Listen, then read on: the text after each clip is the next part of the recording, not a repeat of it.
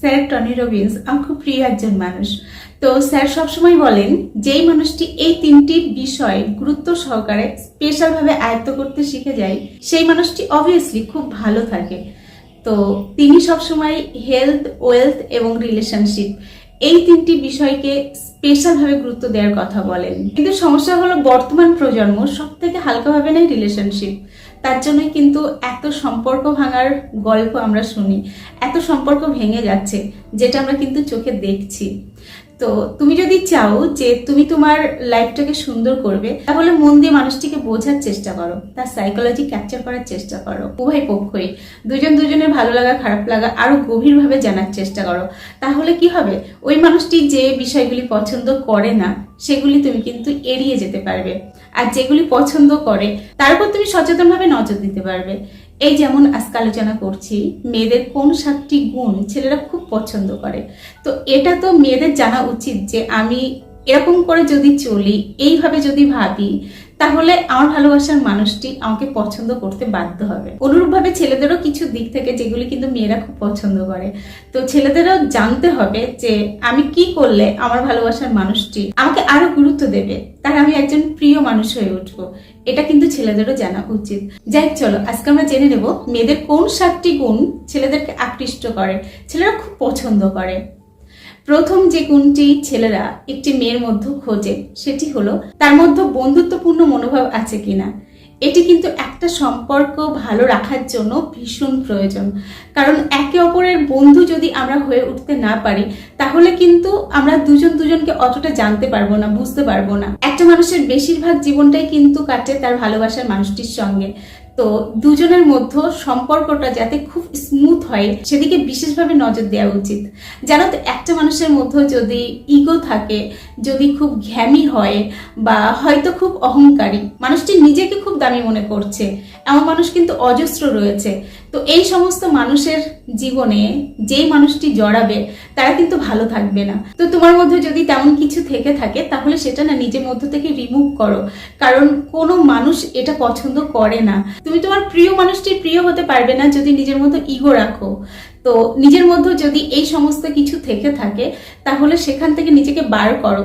কিন্তু মুশকিল হলো অনেকে না নিজের মধ্যে যে এই ব্যাড হ্যাবিটগুলো রয়েছে সেগুলি বুঝতে পারে না, কারণ নিজেকে ভালো করে দেখেই না।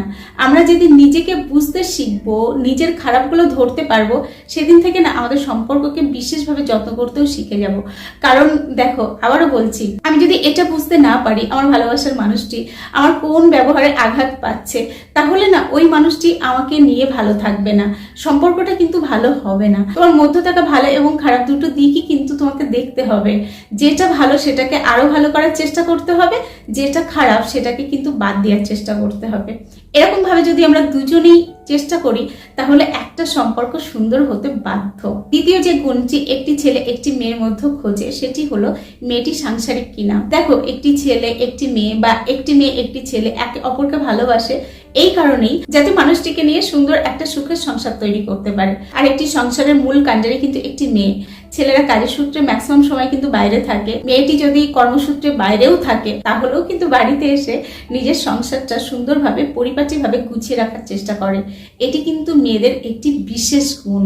তো যাই হোক, একটি ছেলে যখন একটি মেয়ের সঙ্গে মেশে তখন না সে লক্ষ্য করে যে সে তার পরিবার নিয়ে কতটা সচেতন, কতটা আগলে রাখে। অনেকেই রয়েছে নিজের পরিবার সম্পর্কে উল্টোপাল্টা কথা বলে, পরিবারের মানুষের সম্পর্কে নেগেটিভ ধারণা রাখে এবং সেটি কিন্তু সবার সঙ্গে প্রকাশ করে। এটা কখনো করো না, তার কারণ এটা করলে কিন্তু সে বুঝে যাবে যে তার নিজের পরিবারকে ভালোবাসতে জানে না, নিজের পরিবারের সঙ্গে মিলেমিশে থাকতে জানে না, সে কখনো আমার পরিবারকে আপন করবে না। এটা কিন্তু তার মাথাতে আসবে। তো অনেক সময় কি হয়, আমরা হয়তো কোনো কারণে আমাদের পরিবারের ওপর রেগে যাই বা কোনো একটা খারাপ ঘটনায় আহত হয়ে অনেক কিছু বলে ফেলি।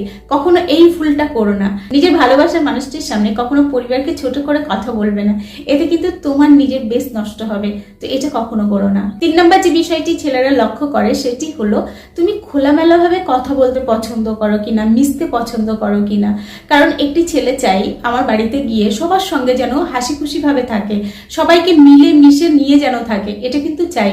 দেখো অনেকেই এমন থাকে যারা কিন্তু একা থাকতে পছন্দ করে, তারা পছন্দ করে না তার ঘরে গিয়ে কেউ বসুক, তার সঙ্গে বেশি আড্ডা দিক, বা তার শ্বশুরবাড়ির মানুষ তার উপর বিশেষ চাহিদা রাখুক, এটা কিন্তু অনেকেই পছন্দ করে না। তো তোমার মধ্যে যদি এরকম ভাব থাকে তাহলে এখান থেকে নিজেকে বার করার চেষ্টা করো। দেখো একটা বিষয় আমাদের প্রত্যেকেরই মাথায় রাখা উচিত, আমাদের জীবনটা না বিশাল বড় নয়, ছোট্ট একটা জীবন। তো এই ছোট্ট জীবনে আমাদের কাজকর্ম যেন সুন্দর হয়, আমাদের মানসিকতা যেন ভালো থাকে, আমরা যেন সবাইকে ভালোবাসতে পারি। ভালোবাসতে তো পয়সা লাগে না, সম্পূর্ণ ফ্রিতে ভালোবাসা যায়।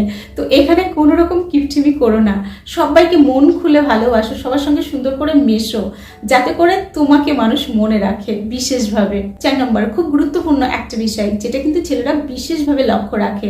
দেখো শুধু ছেলেরা নয়, মেয়েরাও কিন্তু এই বিষয়টি খুব করে লক্ষ্য করে, তার কারণ এর উপর টোটাল সম্পর্কটাই নির্ভর করে, সেটি হলো চরিত্র। তোমার চরিত্র যদি খারাপ হয়, বিশ্বাস করো সে তোমাকে যতই পাগলের মতো ভালোবাসুক না কেন, যখন তোমার মধ্যে এই বদ অভ্যাসটা দেখবে তখন কিন্তু সেই ভালোবাসার মানুষটি তোমার থেকে দূরে সরে যাবে।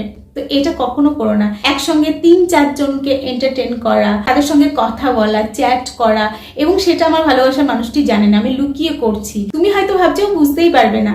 বিশ্বাস করো, একবার যদি তার চোখে পড়ে, একবার যদি তোমার ওপর তার বিশ্বাস উঠে যায়, তাহলে সেই বিশ্বাসটা আর কোনো দিনও আনতে পারবে না। এটা কিন্তু খুব বাজে একটা দিক।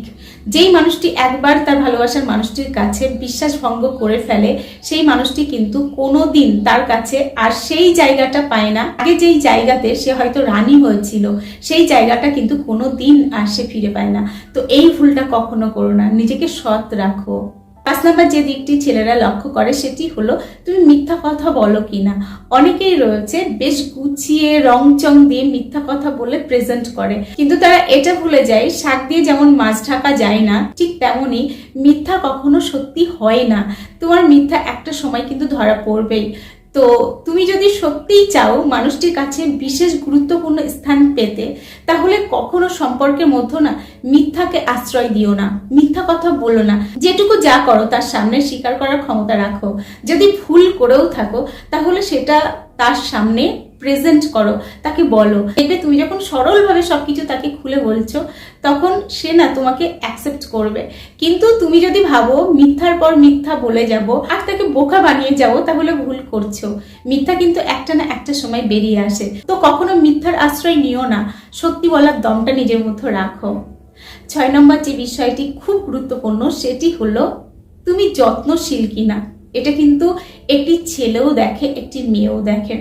তার কারণ এই যত্নের ওপর না অনেক কিছু নির্ভর করে। দুটি মানুষ যখন একসঙ্গে থাকার সিদ্ধান্ত নেয়, তখন আগের থেকে পরিচয় থাকলেও মানুষ দুটি কিন্তু সম্পূর্ণ ভিন্ন। তো একজন ভিন্ন মানুষ তোমার সঙ্গে থাকতে এসেছে বা তুমি তার সঙ্গে থাকতে শুরু করেছো। তো এইখানে না যত একে অপরকে যত্ন করবে, যত তোমার মধ্যে একটা মায়া মমতা থাকবে, ততই কিন্তু একে অপরকে আপন করে নিতে ইচ্ছা করবে। তো আমি মনে করি এই গুণটি দুজনের মধ্যেই থাকা খুব গুরুত্বপূর্ণ। লাস্ট যে বিষয়টি ছেলেরা খুব করে লক্ষ্য করে সেটি হলো পরিষ্কার পরিচ্ছন্ন কিনা। অনেকেই থাকে প্রচুর অলস, তারা নিজেকেও পরিপাটি করে রাখে না, ঘর বাড়িও সুন্দর রাখে না, তারা কিন্তু অত পরিষ্কার পরিচ্ছন্নতার ধার ধারে না।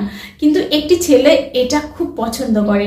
তুমি যখন নিজেকে পরিপাটি করে রাখবে, নিজেকে গুছিয়ে রাখবে, সুন্দর করে কথা বলবে, তোমার হাতের কাজ যখন সুন্দর হবে, তোমার মধ্যে যখন একটা পরিপাটি গুণ সে দেখবে, তখন কিন্তু সে তোমার প্রতি বিশেষভাবে আকৃষ্ট হবে।